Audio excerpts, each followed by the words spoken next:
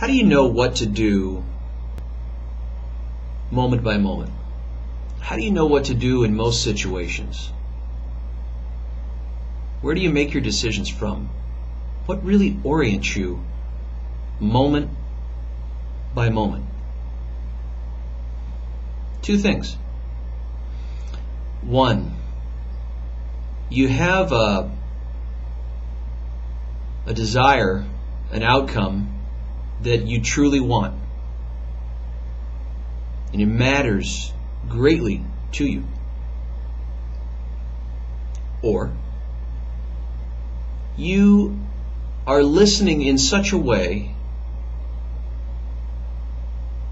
without operating from your existing concepts or your existing mental constructs that you're able to listen appreciatively,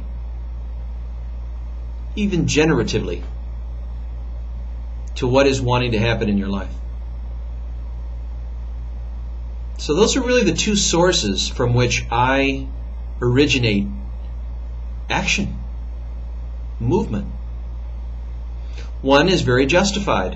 One is having a goal or having a place to go and living by a life plan, while the other one is very receptive, like a cue and a hint and a signal, and I am the antenna and I'm the receptacle, and if I'm operating within the frame of mind of my judgment or my past, laying down my existing concepts on what it is that I'm seeing now, then I'm limited.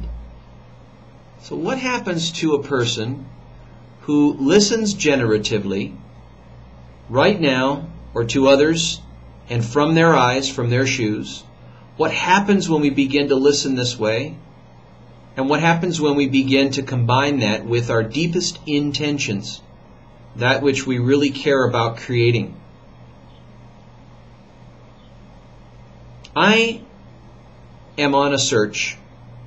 I am on a path as an author, as a coach, in the underlying world of what I do, strongly convicted to explore and witness what happens when those two reference points interact. The attention that we bring to what's going on now, and the intention that drives us to create and do things. And what are the potential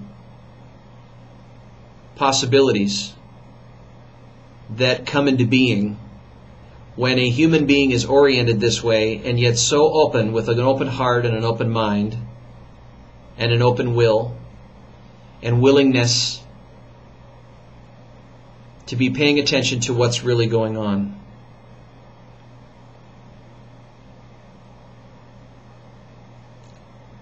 Maybe you've seen creators, people that you have watched, who have entered this place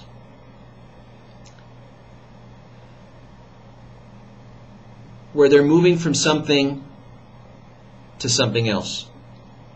They're leaving one world and they're going to another world. I'm not talking about crossing over after our life. I'm not going there. I'm saying that we are constantly in this rotation of something on its way out while something else is wanting to move in. And we encounter this everywhere. We encounter this in our relationships. We encounter it at home. We encounter it with our own body. We encounter it like a snake shedding old skin, old habits that give way to new ways, old thoughts that give way to new territory, new perspectives, old geography that gives way to new homes, right? We're in constant flux. Things are being taken away from us and given to us while we are poised to create that which we want. And so as we're going along in the moment, things are being given to us and we're learning kind of as a future is entering into that moment and it is emerging. And as we learn it as we go along, while we are on a track learning by bringing something we deeply want into being. And so both are like an eclipse, the attention and the intention.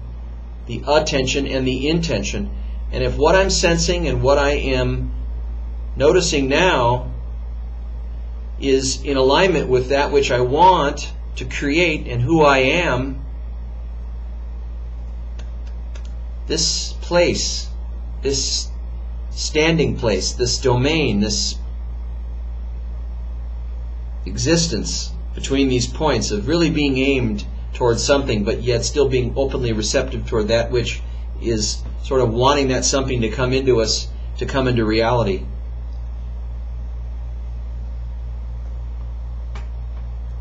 Is, I think, a whole new model for learning as a human being.